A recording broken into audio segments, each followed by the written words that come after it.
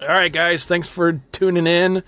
This episode, we are taking a trip back to the early 80s. 1982, I believe, is correct. And I'm going to go ahead and say this at the beginning of the episode just to get it out there. This episode, we were talking about a movie that Mark picked. And if he continues to pick this crap, he's not going to be allowed to pick movies anymore. Oh, come on now. I'm just kidding. But he picked this movie, and this episode we are talking about oddball. I don't even know if I would technically classify it as horror, but I don't know what I would classify it as. But this is a weird one for sure, and we were talking about 1982's Trick or Treats. Not to be confused with the more recent Trick or Treat, or the old 80s film Trick or Treat, and that was the Ozzy Osbourne, Gene Simmons film.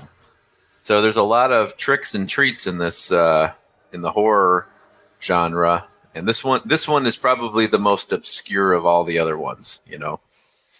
And I think obscure is like an understatement for this film, because I don't think many people at all remember this or know anything about this. This is not a film that anybody ever talks about. You go into, like, you know, the horror forums and, you know, Facebook pages or whatever, and you're not going to find anybody talking about Trick or Treats. So this is one of those hidden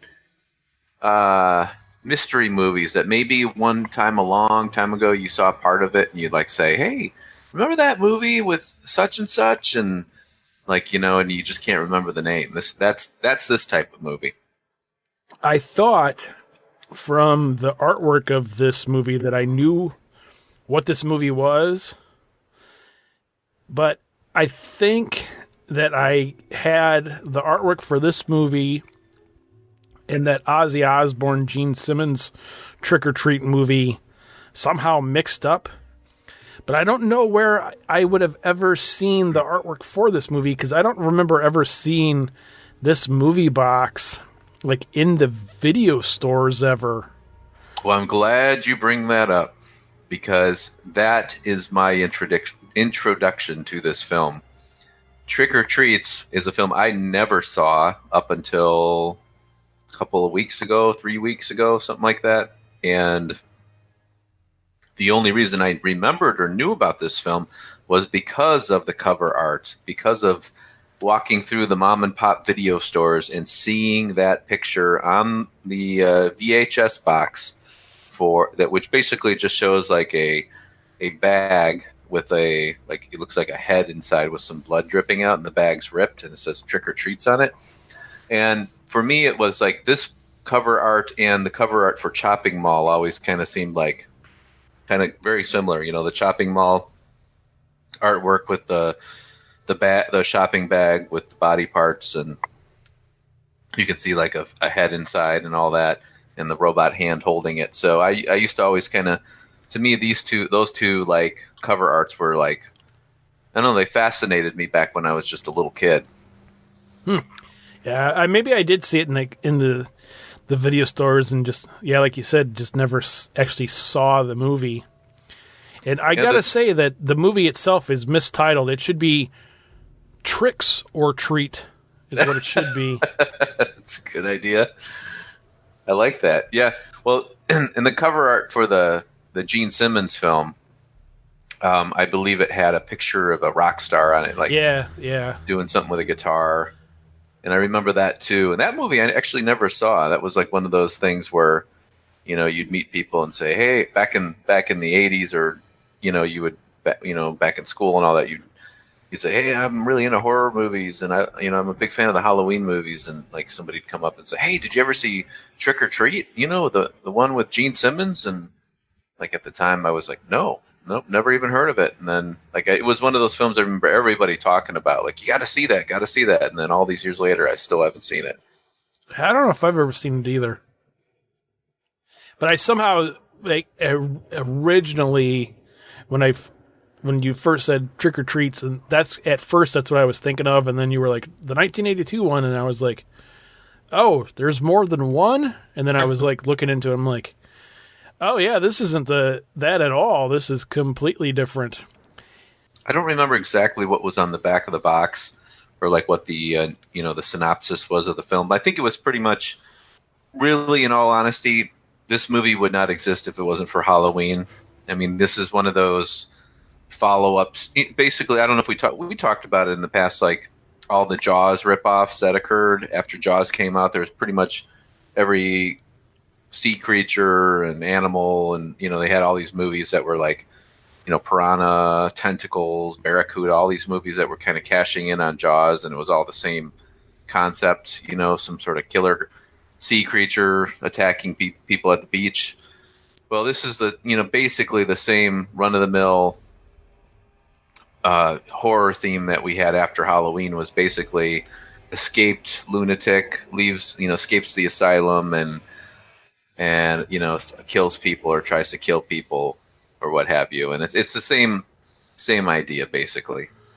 It's such a weird movie. Like, I had to watch this movie twice because the first time I watched it, I wasn't like fully invested, and so I was like playing on my phone or whatever when I was watching it.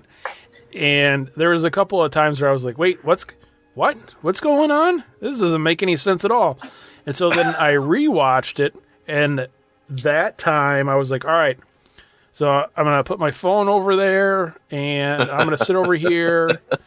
And I think I watched it on like my tablet on Amazon, which I think is the only place it's available streaming right now. I think, unless it might be on YouTube, maybe. Oh, I didn't even check. But anyway, so then I was watching it again and had my full attention devoted to it. I was able to follow what was going on in the movie, but again, I was like, wait, what? Why? What? That doesn't make any sense. That's weird. Why are they doing that? And the whole movie is just weird. And it is weird. I'll go ahead and do this because we don't ever really do this, but I'm going to do this because it's only like 2 sentences long. So I'm just going to read the premise description right off of the Wikipedia page. And basically it says, a babysitter is stuck watching over a young brat on a Halloween night who keeps playing vicious pranks on her. To add to her trouble, the boy's deranged father has escaped from an asylum and is planning on making a visit. And that's the entire Wikipedia article. That's all you need. Yeah, it's a very weird little movie. Yeah, it's basically, it's a very weird opening, isn't? And help me, because I only saw it once. You got to see it twice. I should have rewatched it, but I saw it once. And basically, the opening of the film is like this couple. They're sitting out on their back porch, eating breakfast together, and they have a swimming pool.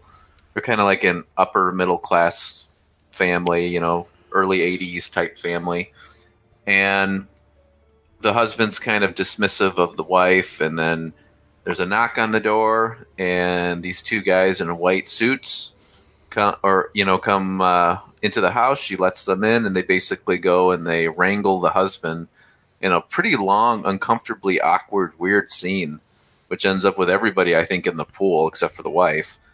And they finally wrangle him, put him in a straitjacket, and take him away. And that's your opening scene. It's never explained at all why. Right, yeah, he seems like a pretty normal guy. Yeah, he's sitting there eating breakfast in a business suit, and he's reading I'm sure he was reading like the stock exchange section of the newspaper or something. Yeah, getting ready for work, and then all of a sudden these guys come and cart him off. Right, and then all of a sudden you flash forward. However, I don't even know if they ever even said like flash forward at all. But then the wife is like hanging out with David Carradine for some reason. Yeah, like it's Halloween night, and they're going out on to a Halloween party, and David Carradine is her new love interest or whatever, and she has a son, and the son is, well, we'll get into the son in a little bit. But anyhow, she needs a babysitter, and the babysitter is, her thing is kind of like she's dating this like play actor, right? And like he's in the middle of a play, and like she keeps calling him, and there's like No, these. he keeps calling her, which is weird because he's in the middle of the play. Okay, he's calling her, and then like there's this kind of weird inner dialogue between them, like where she's saying, "Well, I got to go do this babysitting job. I don't really want to, but I need the money." And then I don't know. It's a weird back and forth, and like nothing ever happens with him, right? If I don't remember if he never shows up or anything, does he? No, nope. That's kind of weird. But anyway, she's like kind of like this hot blonde, and she ends up going to the house. Is going to babysit this kid, and David Carradine starts hitting on her. That's like the first kind of opening scene of like, well, at least when she gets in there. Yeah, because he's trying to get her drunk with some brandy right away. Yeah, it's such a weird. The whole movie is just so weird, and then it turns out that this little boy, Christopher, is just this like little chubby kid. He almost reminded me of a younger Shelley from Friday the 13th Part 3. That's a perfect description. Which is kind of weird because, this movie came out just a year before Friday the 13th Part 3. But anyway, he's this like little chubby kid, and instead of being, Shelley was like into like playing tricks and stuff. Oh, too, yeah. But this kid is like an aspiring magician. Yeah. And all you can think of is when you see this, and you hate to say this because, especially in today's climate, but you just think to yourself, man, this kid must be so bullied at school and is probably such a just loner, and, he's just off in the corner trying to do whatever these weird tricks. But anyway, he's just a little shithead. And, just like right from the get-go, it's just like, hey, watch this and do this. And then he starts doing these like really, really mean tricks to where he is essentially faking his death over and over again in like all these really gruesome ways. The babysitter, what was her name? Linda? Is that right? Oh man, I can't even think remember. So. And Linda, you're right. She pretty much right away kind of tries to put the smack down on this little jackass, but he's not having anything to do with it. And this is one of the things with the movie that really kind of was just kind of like, oh, you totally missed the mark with that one. So early on in the movie, she was doing this whole the boy who cried wolf scenario with him, and she even told the story to him, like, oh, the boy who cried wolf. And so you kind of get this feeling that, okay, so they're going to do, that's what this story is going to be. It's going to end up being a boy who cried wolf scenario, and then, you get to the end of the movie, and he's going to be like, oh, whatever, and then she's going to be like, oh, no. And then he's going to end up dying or something, be hurt or whatever. But that never happened. It never happened. It was so no, weird. It doesn't. Yeah, and he does some pretty cruel pranks on her. They're horrible.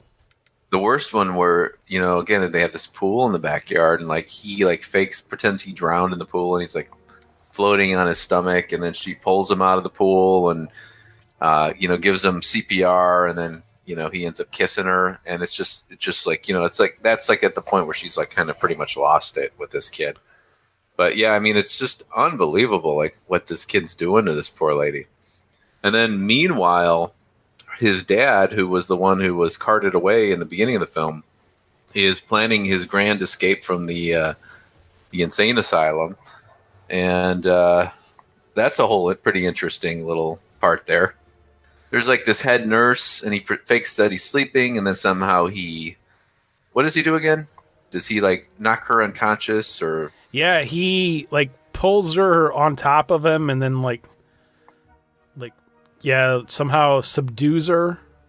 And she was wearing a wig? That's what I don't. It was that's. Yeah. So he gets her wig, dresses up like a female, and which he, he's clearly not. He's a very hairy, kind of big, burly guy, and basically just walks out of the hospital. And then like the security guard tries to stop him, and I think he just what's he do to that guy again? He Oh, knocks him out. he asks the security guy says, "Oh, I'm gonna need to see your ID, ma'am." And he's like, "Oh yeah, sure. Here's my ID." And then like does the whole Crocodile Dundee kind of thing, like this is the knife kind of thing. But cold clocks the guy and knocks him out. It's too funny. And yeah, and then he like somehow finds his way back home. And it's kind of funny because this movie, like, I don't, well, at least on Wikipedia, they kind of classify it as an American slasher. And he only kills one person. And it's almost like an accident because he's really just going after his ex-wife or his, I don't know if they ever technically divorced or not, but, and he like goes back to the house and the babysitter's friend is like in there and he thinks it's his ex-wife. He ends up accidentally killing her, which is it's kind of a bizarre death scene. And that's pretty much the only murder in the whole film. So probably this movie would probably get the lowest body count award for an American slasher film. That's for sure. No kidding. And I do want to say this though about this film. This was one of those films that, again, goes back to childhood where I remember seeing the cover art. And, I was never like, oh, I got to see this. It was never like, I think Chopping Mall was a bit more of that for me where that one was like, oh, that looks great. And then we finally saw that one like, last year and reviewed that. But anyhow, this one was like, it was always in the back of my head. And then when I saw this, I was, flipping through Amazon and I saw it was on. I'm like, oh, yeah, yeah. And then it just kind of flashed me back to the early 80s going to the mom and pop video store and seeing the cover art and all that and remember looking at it. And then I remember kind of looking this film up in the past and reading the synopsis. And I was going into this with extremely low expectations because of how forgotten this film was. This isn't like some cult classic that people are talking about, like even Curtains, That's like one of those films like everybody's talking about it all. That nothing. This movie is like, nobody talks about this film. So I went in thinking it's probably going to be this grainy, crappy film that was probably somebody in film school's, project, and it's going to be terribly edited, and it's going to be almost unbearable to watch, and it's going to be like just one of those really, really badly done films. And although this is by no means a classic, I actually found it relatively entertaining, which I did not expect. I don't know how to explain it. I think it had a cool, neighborhood vibe, early 80s Halloween time type thing. And the acting was bad, like the kid was terrible, by the way. Like he was absolutely horrible. As bad as the film was, like you kind of keep your eyes on it. Like at least I did. I would probably categorize this film as a beer and popcorn film. Wow. Not a high level beer and pop. This is a old style and dollar store popcorn movie for sure. But it gets it sort of gets the job done in the sense of you're not expecting much, and I mean my expectations were like -10. Like I thought this thing was going to be horrible. I thought I was going to be able to get through it, but it was sort of like one of those films where you watch it and you're like, oh yeah, okay. I kind of compare it to the two that you recommended to me in the sense that I never saw them before. Was Summer School and Night of the Comet, where both of those films I had no idea what they were about, but both of them kept my interest the entire way. And both those films, by the way, are far superior to Trick or Treat, but at the same time, or Trick or Treats, but at the same time, it's sort of that thing where you like go in not knowing, and you walk away like, oh, it wasn't as bad as I thought it would be.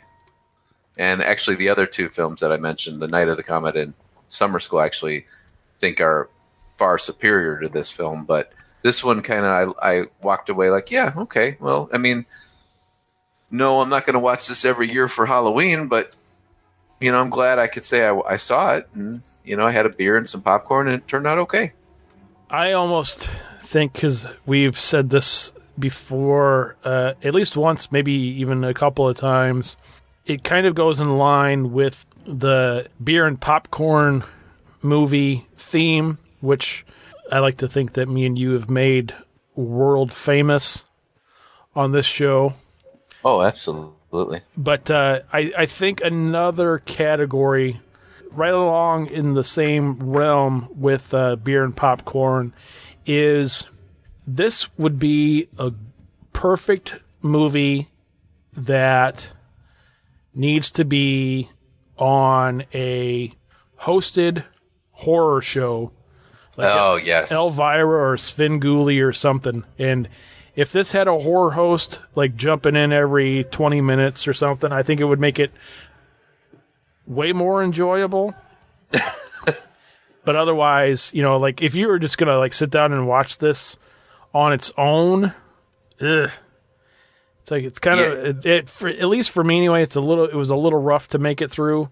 But if you had Joe Bob Briggs coming in every once in a while for a commercial break, then I could see this being a really enjoyable flick. Oh, I think I totally agree with you. This is a great horror host film. I actually think it was done in the mid '80s with Commander USA. He's one of my favorite horror hosts.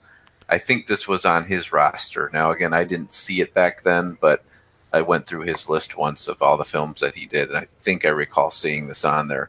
It was kind of funny because it was like the only film on his list, one of the only films out of like hundreds of movies that didn't have an active link to it. So it was like there's nothing to like go back and if I could recall. But yeah, I agree with you totally. This is a total Joe Bob Briggs, Commander USA type horror host movie. It'd be perfect for it. It would break it up, and like you wouldn't have to, once it was getting too stupid, you'd have like a little bit of comic relief with the horror host. Yeah, that's what I think it needed was that little bit of comic relief that a good horror host brings to these crapola movies. Yes, absolutely. And well, I don't want to end this review without asking you this question. Real quickly, you could cut this part out, but what is the name of the girl from Reanimator? Barbara Crampton. Okay, here we go. So let me ask you this question. Barbara Crampton or Jacqueline Guerrero? Barbara Crampton. Okay, fair enough. How about you, Barbara Crampton or Jacqueline, what's her face, Linda?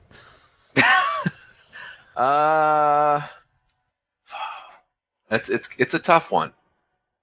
See, now, and I probably will cut this out, but I'll tell you why Barbara Crampton, without even thinking about Barbara Crampton, because I still see Barbara Crampton all the time, and I've sent you pictures of Barbara Crampton recently, like, as she is today. Right. And, I would not kick her out of bed. I would assume that this Jacqueline Giroux, or whatever her name is, probably didn't age as well as Miss Crampton did. You're probably right. But going back to their prime, which would but even in the prime, I'd still say, it's kind of funny. So, and again, I'll probably cut this out too, but I had recently acquired Reanimator on VHS. Ooh. And my oldest daughter's boyfriend was here. Oh no! I didn't make him watch it, but he was here the night that I got it in the mail. Oh, nice! And so I opened the package up, and I was like, "Oh, cool!" And they were the only. I think they were the only two here.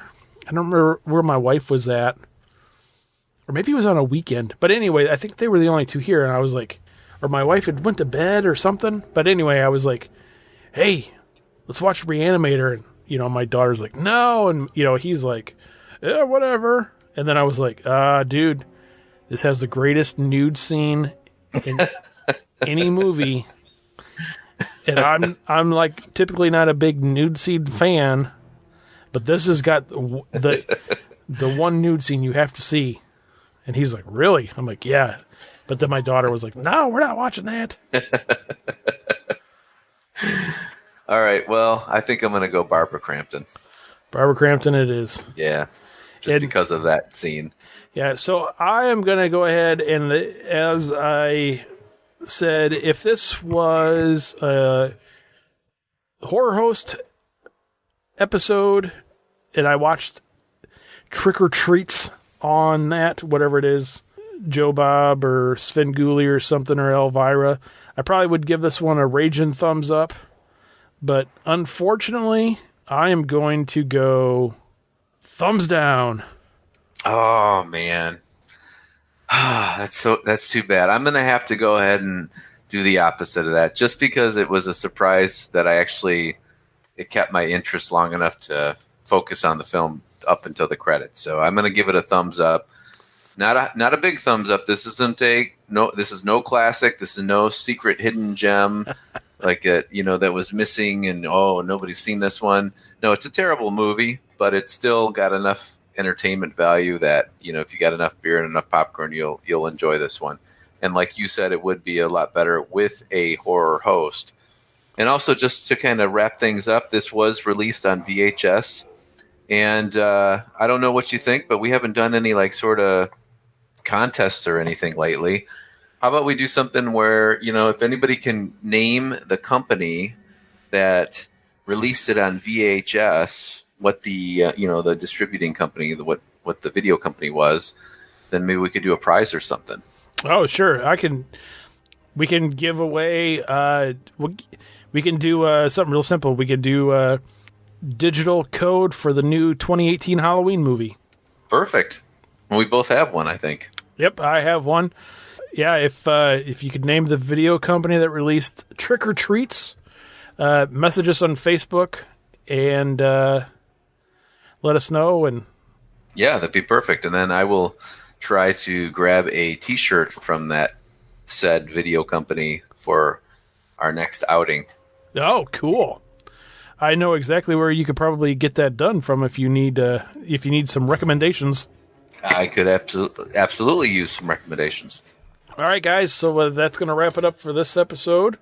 Yeah, send your answers to us on Facebook and let us know. And then of all of the hundreds of thousands of entries we'll get, we'll pick a winner out of a hat. We will, and it'll be a big, tall Svengoolie top hat.